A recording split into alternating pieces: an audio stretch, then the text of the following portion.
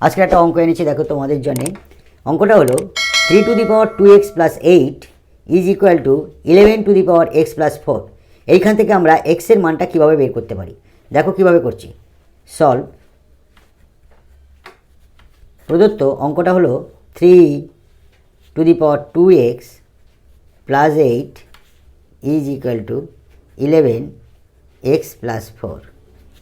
অতএব 3 two the পাওয়ার এই 2 যদি আমরা কমন নিই তাহলে x প্লাস 4 হলো is equal to 11 x plus 4 হলো 11 to the power x plus 4।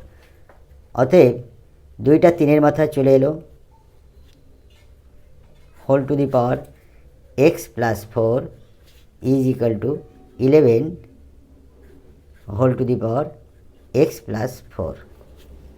অতএব এটা ভিতরে হবে 9 to the power x plus 4, এখানে হবে 11 to the power x plus 4। তাহলে অতএব আমরা এইটাকে এই পারে নিয়ে আসবো, অর্থাৎ 9 to the power x plus 4, নিচে আমাদের 11 to the power x plus 4। এপারে কিছু নেই মানে 1 থাকলো, কারণ এটা এখানে চলে এলো, বজ্রগুণ করলে ক্রস গুণ করলে আমরা এটা পেয়ে যাব। তাহলে অতএব 9-এর পাওয়ার হচ্ছে x প্লাস 4, 11-এর পাওয়ার হচ্ছে x প্লাস 4। তাহলে আমরা লিখতে পারি 9/11 whole to the power x plus 4 লিখতে পারি। আর এইখানটায় 1 মানে আমরা লিখতে পারি 9/11 হোল টু দি পাওয়ার 0, যেহেতু আমরা জানি কি a টু দি পাওয়ার 0 সমান 1, তাহলে এই 1-এর জায়গায় আমরা এটা লিখছি।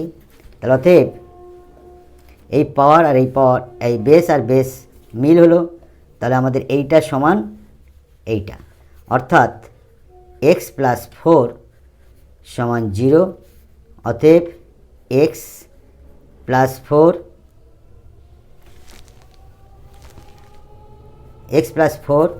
সমান 0, তাহলে x সমান আমরা প্লাস 4টাকে ডান দিকে নিয়ে গেলে -4।